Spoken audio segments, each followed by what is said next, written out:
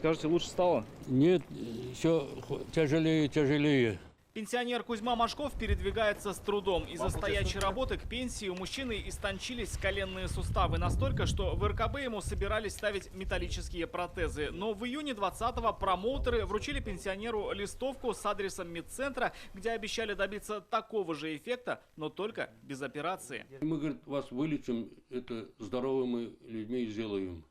Здоровыми пенсионерами, говорит, будете у нас бегать. Кузьма Машков доверился представителям центра, тем более цена была заманчива. По акции в 10 раз дешевле. Вместо 1500 за сеанс всего 149 рублей. Однако здесь предупредили, для нужного эффекта нужно прийти несколько раз. У нас денег нет, говорим.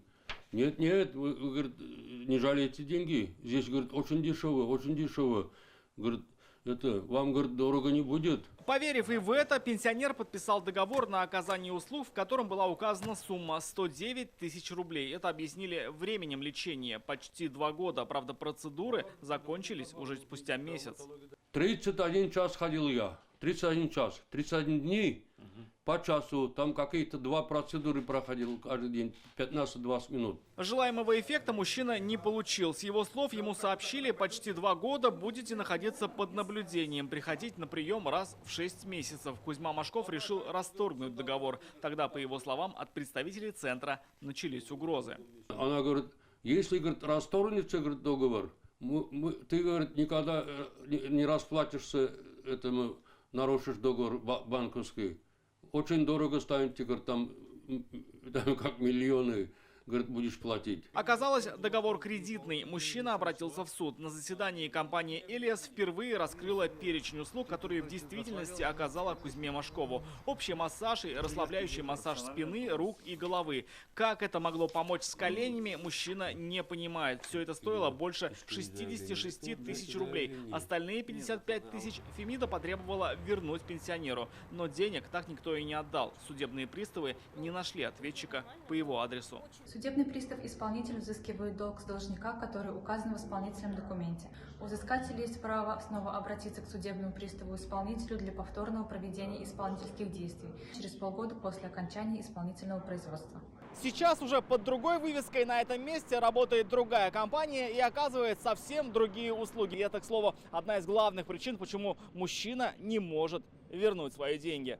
По данным системы Spark мы получили выписку ЕГРЮЛ и выяснили, с этого года центром «Элиас», с которой пенсионер заключал договор, владеет управляющая компания «Эльта». Она располагается по другому адресу, куда мы и отправились. Но не нашли ни вывески «Эльты», ни того, кто бы о ней слышал.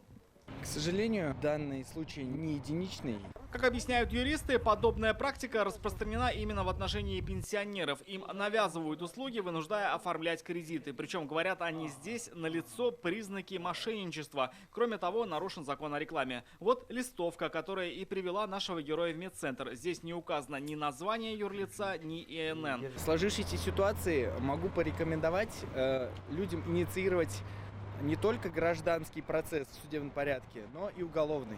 В данном случае наше законодательство позволяет привлекать к субсидиарной ответственности бывшего руководителя данной организации. Учредителем компании в реестре ЕГРЮЛ числилась некая Юлия Кулага, а директором Ангелина Боленко. По-видимому, они руководили медцентром, когда Кузьма Машков подписывал с ним договор. Сменились собственник и управляющий только в этом году. Если индивидуальный предприниматель утратил статус, это не значит, что он не отвечает по своим обязательствам.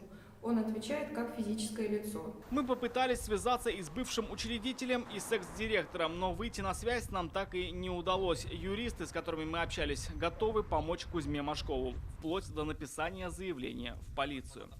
Рамиль Шайдун, Алмаз Единов, ТНВ, Казань.